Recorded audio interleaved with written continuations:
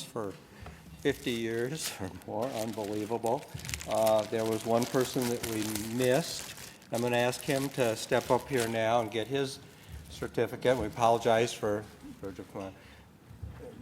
missing you last year, but definitely deserve this.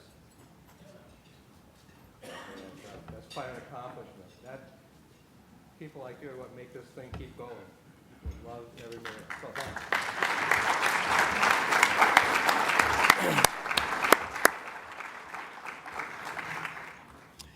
Next, we have want to show our appreciation for Beth. Where is Beth? Oh, Beth, work your way up this way. Beth Swearingen has been working for the Ogden Surgical Medical Society for 40 plus years. 41 years ago, she started helping at the registration desk at the annual meeting. At that time, she greeted physicians, typed name badges, checked in speakers, and took phone messages for the physicians during the conference. Imagine that today. So that was her beginning. 7 years ago, she started working part-time for the society, helping out our executive director. And we've had times when we've had executive directors, not had executive directors. This is the person in the background that's just kind of kept everything going, gotten everything done. And I don't know what else to say except she's going to retire, and we're going to miss her, but we want to give her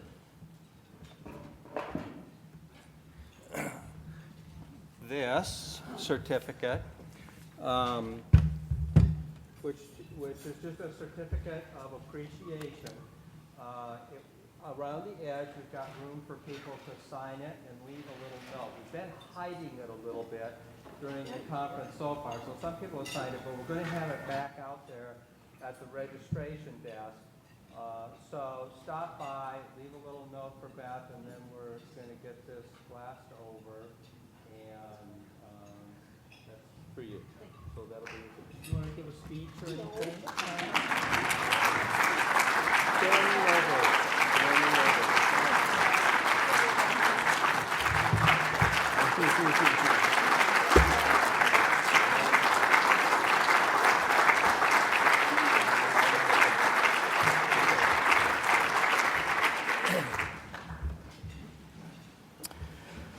Okay, our next order is Heather.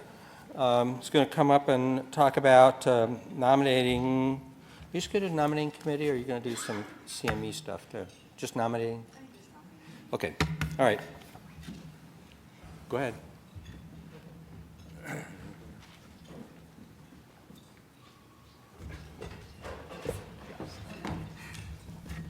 As a member of the Board of Directors and as chair of the nominating committee for 2012, I'd like to present the names of the candidates who have already accepted a nomination for the 2012 Board of Directors' next 3-year term. And if you could just stand as I call your names. Dr. Bob Whipple is standing. Dr. Rhonda Lair. Rhonda, are you here yet this morning? I guess not. Dr. Glenn Biddulph. Glenn, are you here yet? He will be in 2013. Dr. Naveen Varma. Oh, I should say what they are for. Sorry, Dr. Bob Whipple is for chair for the next 3 years. Dr. Rhonda Lair will continue as trustee. Dr. Biddulph will be the secretary. And Dr. Varma, thank you for standing, is the 2013 president-elect to be president in 2014. So all in favor, say aye. Aye. Are there any nays? All right, ayes have it. Welcome to the Board of Directors.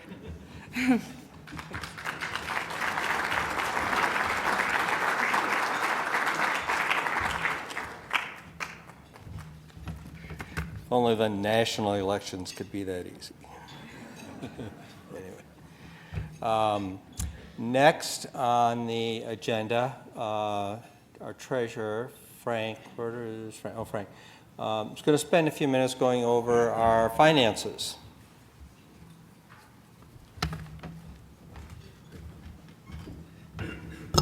Well, each year, I go over a couple different nuances about the budget, but I just want to give you a kind of a flash view of where we're at as an organization and what's been happening recently. This I want to spend just a couple minutes on, because really since about 05 and 06, we've been searching for other sources of income for the organization, and the pharmaceutical support's what's listed on top, so the exhibitor support, and you can see that increased over time from 06 up until 2010. The pharmaceutical support's going away, though. As you probably know from your offices and so forth, it's increasingly difficult for those folks to support us and lunches in the office and all that kind of stuff. So one of the concerns we have as an organization is that the exhibitor support is potentially drying up. There's different exhibitors. I mean, you can have people from banks and so forth here, but we've tried to limit the exhibitors to medically related topics. So one of the things that Bob pushed was the sponsorship, and that's really a tribute to what he's been doing since probably 05 and 06. And the sponsors, and you've seen that list every time a speaker finishes. We've got a big list of sponsors. That's the community involvement. And so the different organizations, the radiology group, the ENT group, the surgeons, individual physicians, and so forth, and certainly want to emphasize how much of a difference that has made. Look at the difference in income between 06 and 07, especially up until 2011. In addition, then we've added an annual fund, so all of you will get the mailing from Teresa sometime November-ish or so. Any nonprofit organization, as you know, we get inundated at the end of the year for donations. And so several years ago, we began that annual fund. Hasn't brought in an awful lot of money, but the other thing that happens there is we get grants, and that was some of the income from organizations. For example, the Kidney Foundation gave us $7,500. The Family Practice Academy gave us $7,500 to sponsor the Wednesday noon speaker. And then lastly, the dues and fees, as you can see, have increased. There's some increase in the amount of dues. We're up to $300, and I think the retired folks are at $150. But attendance is up. So attendance is up almost a third. The fees are up not a third, and part of that is because of the mix of attendees. So you can see our total income there at $167,000 or so. Expenses, of course, keep going up. But if you look at the bar, I mean, we've really held fairly stable since 2000. So somewhere around $175,000 for total costs for the conference, for speakers, for the administrative fees and so forth. Bumped up last year on Heather's year because we had more people come. So these dinners and these plates are expensive. We're at, I don't know, $15, $18 per plate for these.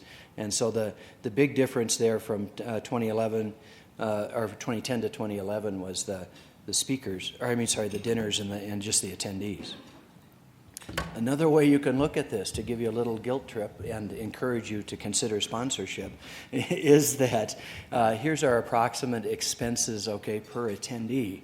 And Teresa's broken it out with the books and the investment fees and so forth, the training costs. But you can see the meeting expenses there at $95,000 to $130,000. The speaker costs are $25,000 to $30,000 typically, somewhere in there.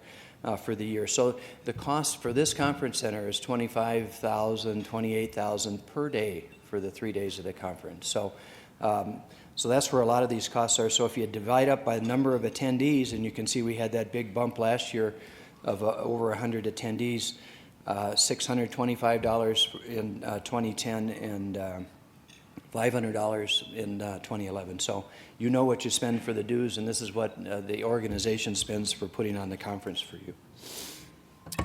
Quick review of what we're doing in terms of investment guidelines. We have a financial committee that reviews investments. We work with Wells Fargo, have professional advice regarding investments, have two different trusts. We have a very restricted trust.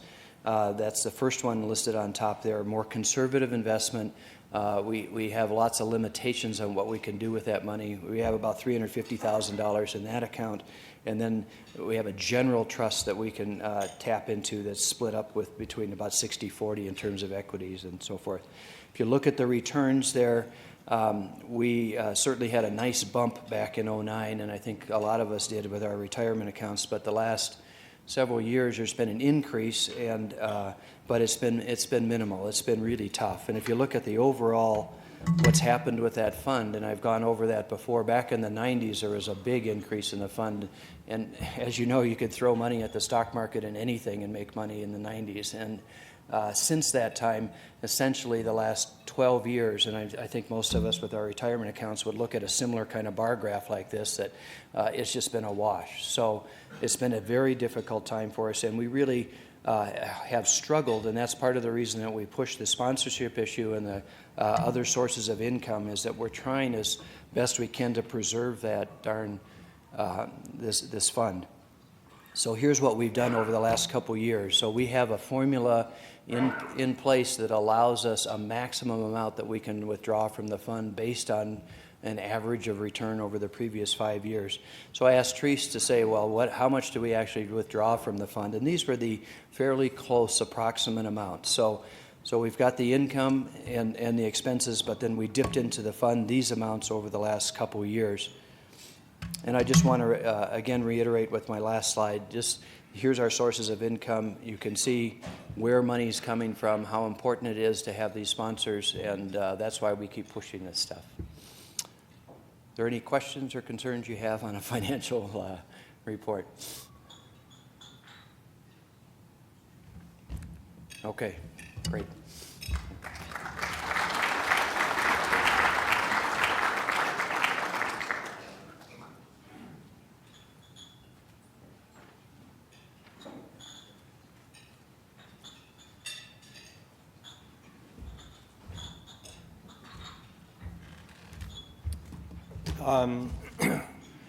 Just to kind of add to that, as our speaker on Wednesday mentioned, this meeting's actually known nationally. Teresa's done a great job of being involved at the local level, state level, CME national level, and I think what we do here impacts directly on the quality of care that we provide in our community. And Ogden, in several variables, does very, very well. And I think Teresa said she was at a meeting in Chicago once, and they put up they were talking about something totally different, but they put up a list of communities that had the lowest hospital readmission rate. And Ogden, Utah was like number 8 in the nation. And so those of us who work on this conference feel that it's really important. And I think all of you do, or you wouldn't be here. The easiest way for us to increase our income and to continue to provide a high-quality meeting is our Bring a Friend campaign. So once again, if everyone here finds someone to bring next year, it's the fastest way to increase our income. Our exhibitors are very important to us because of the economy and all the regulatory changes that occur. They find these kinds of things more difficult to do. They don't have quite the funding for it. But on the other hand, the more people that are here, the more they want to be here and will find a way to be here.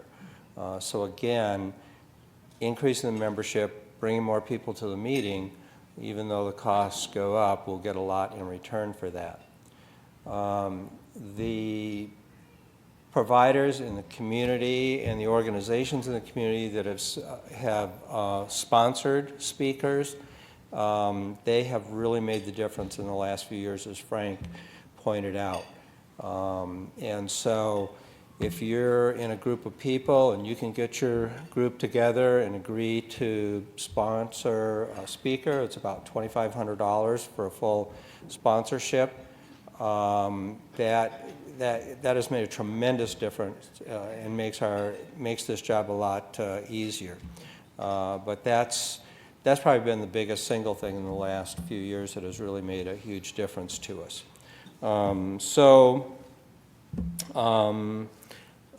Really can't say much more than that.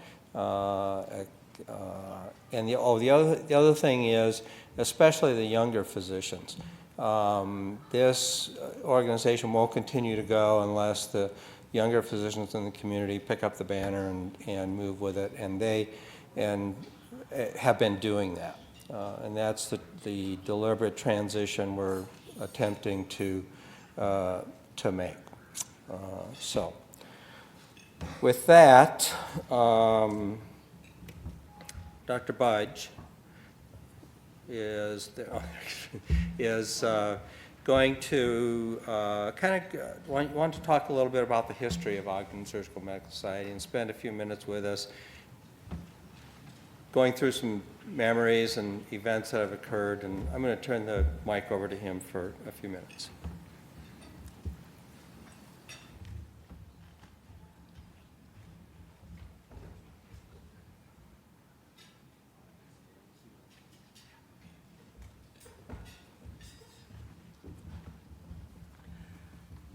Virgil, you got to watch out, because last year I received one of those plaques, but I wasn't here to receive it for some reason. I can't remember what it was, but I got it anyway, so watch out. You talk about saving money in the society and providing for these meetings. You know, President Allen, you are lucky. Last night we had a wonderful meeting, a dinner, a reception at the expense of a local hospital. In the beginning of the society, the president, since this was such a prestigious position, paid out of pocket for the reception. So be thankful that that's changed in the course of events. Maybe that we'll have to go back to that so we can make up for the deficits. Well, in the beginning of the society, what we had was and I can go back to this because I was 17 years old when this society was formed, and my brother-in-law, Vernal Johnson, was active in that. And so I'm aware of a lot of things that went on during that period of time. And back in those days, yesterday in the paper, if you noticed, T.R. Reid had a great article in the Ogden Standard. In years past, the Ogden Standard had a society page. They had actually a whole section in the Sunday News. And who filled that section during this week? The Ogden Surgical Society. And that was the name of the society back then, Ogden Surgical Society. Well, during the years, that changed because those in medicine internal medicine said, that's just not appropriate. We have medical topics. So the name of the society was changed from Ogden Surgical to the Ogden Surgical Medical Society. Well, that was a wonderful change. And it did take place not too many years ago. And I might, all of you can remember physician Gary Peterson. He was the one that instigated that. Now, I began coming to these meetings in my junior year when I was in the medical school at the University of Utah. That was 1957. And since that time, I had a little hiatus when I went away for my residency and military service. And so I missed a few meetings in there. But since then, I've been a pretty regular attender. That's why I can't remember why I missed last year when they gave out those plaques. But anyway, so this is the result of that. Now, what actually happened during the time I was the president of this society, I had to think back, and there are a couple of things that did happen that were a little bit unique. One of them is that as specialties became more prominent in medicine, it became evident that we need to expand the coverage of the meeting. And so my board decided that we would expand our program committee. In the beginning of the society, the program committee was the executive committee, and the president chose the topic, the main topic. And so at that time, it got to be fairly limited to certain subjects. Well, this year we've got the president, he's got his dermatology as the major subject. And that's wonderful. I've enjoyed the meeting very much. But you also notice that there are a number of other specialties represented, and that was important. And so we expanded the program committee by 14 members to give us a total of 24 members on the program committee. And we began to have regular meetings, and maybe this is where you could cut out some money. We had dinners for them as an incentive. Well, I see that today, that in the society, the program committee now has 19 members rather than 24. And they have retreats. And so I think that we began in my presidency to increase the number of participants on the board in preparation for these meetings. Also during my presidency was a time when the society in general in this community was litigious. We didn't like that. We didn't like the liability, and one of the liabilities we had was that the society provided alcoholic beverages for all the participants who wished them. And so the board decided that we would no longer produce that. We would stop giving alcoholic beverages. Well, what did that do? That reduced our liability, because at that time it was decided by the courts that the host who provided alcoholic beverages for participants, if the participant went out and got in an accident or had some other thing that happened, that the host was responsible for the actions of that person because he gave them alcohol. Well, we decided we didn't want that liability, so we said that's one reason. The second was the cost. And the third was probably the most important of all, and that was that the secretary of the society had to fill his trunk full of booze every time we had a meeting. And that was kind of bothersome for some people. Well, those are the things that really happened in my presidency. You might say, well, when were you president? I was president in 18, yeah. I feel old enough to do that, and I look out over here and I see a lot of my friends. They're just about as old as I am and have these Freudian slips. In 1987, I was the president of this society. And for the 5 years prior to that, or 6 years, I was either the secretary or the president-elect. So I had a fair stint in the society and the things that were done at that time. I guess that's why someone asked me to do this talk. I don't know. Anyway, to solve the alcohol problem, you probably noted that there is also alcohol available, but this time it's at your expense.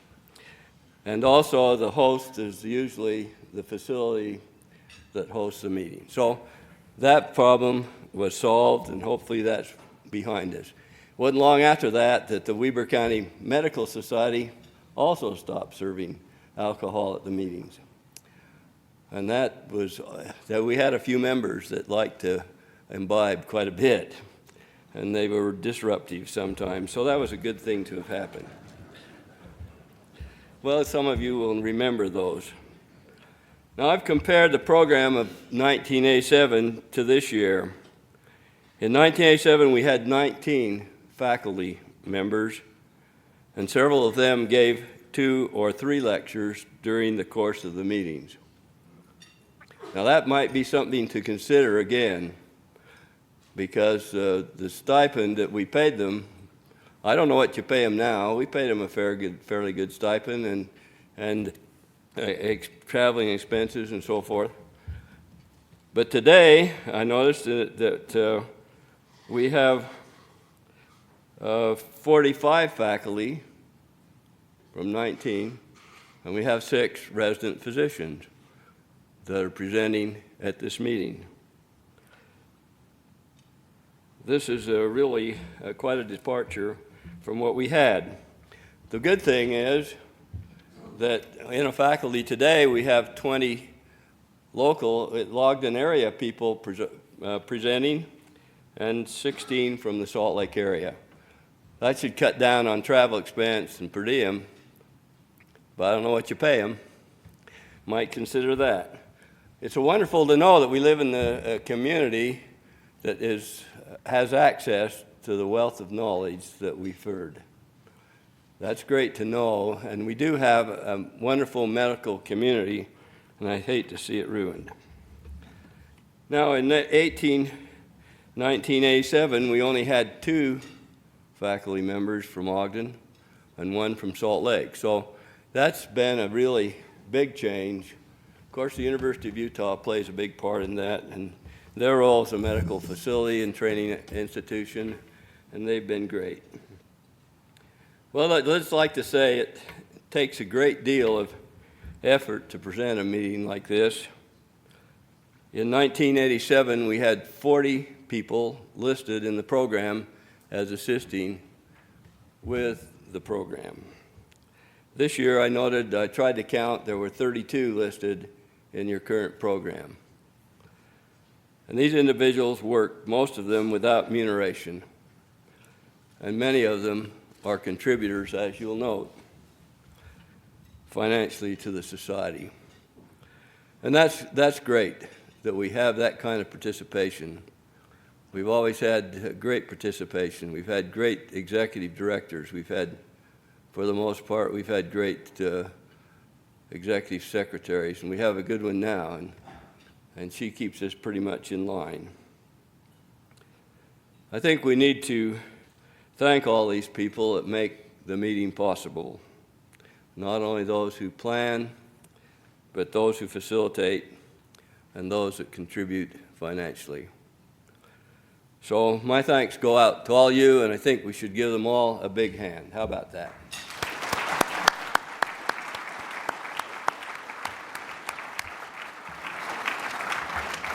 In the old days, when it was appropriate, and it isn't anymore, we used to say, "It's been gay, we'll see you later."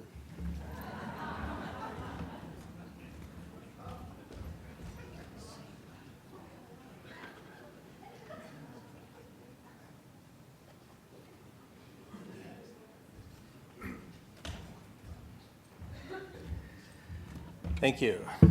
We've got one more item of business, and that's to present Dave with his plaque for wherever he wants to put it. And a big round of applause for putting this meeting together. Come over here.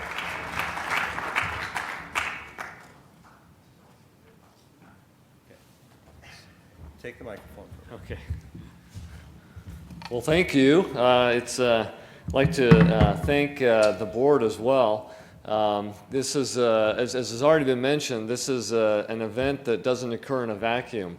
This is something that takes hours and hours of planning, and my part is actually a fairly, I mean, it's a significant role, but it's a small role in comparison with the number of hours spent with many of the board members and our chairman, those who are on the CME committee, those on the financial committee, those on the planning committee, and there are a lot of members out here who are not listed in the book who served as members of the planning committee. What I'd like to do is just recognize those individuals. And all of you who are board members, if you would please stand. Those of you who have served on the planning committee as well, if you would please stand and we can recognize you as well.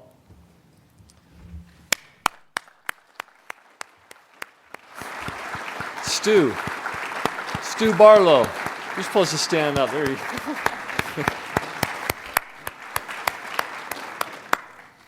really appreciate all of the help that the board and the committees have given. And I'm particularly grateful as well for all of you for coming and attending these meetings, for the kind words of support which you've given me throughout those last few days.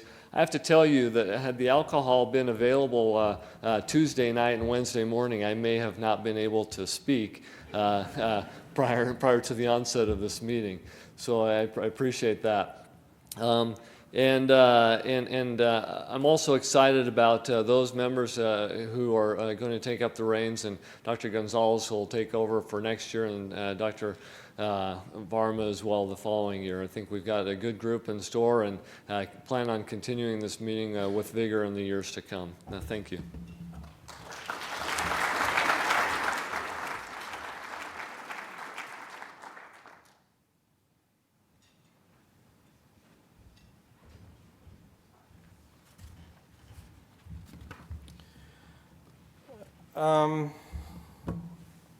So once again, please think about bringing a friend next year. That will be pretty exciting. In the future, the concept of CME and presenting CME just gets more and more complicated, as does admitting a patient to the hospital or trying to prescribe medication anymore. I mean, just everything gets more and more complicated. But our goal is collegiality, to bring everyone together for 3 days. We mix, we mingle, we talk, and we share this time together. We have the speakers and the opportunity to get CME credits and the knowledge base that we get. And we've talked about ways to try and complete our objective in any other ways. It's really it's difficult. This has been a good platform. It's worked for many, many years. We plan to continue it as far into the future as we can see. There may be other modalities that we try to extend off from this into more CME. We have a good relationship with Health Insight, and I think in the future we're all going to be pressured either through certification or licensing to do quality assurance or quality improvement projects, even within our own practices. And so we're looking to the future to try and provide that opportunity to you. So that's some of the things that we're thinking about in terms of moving ahead. And the residents that will be doing their presentation this morning, that's kind of the platform that they've used working with us and working with Health Insight to develop the projects that they've developed and what they're going to present. So really encourage everybody to kind of take part in that. So with that, we'll just go ahead and move on with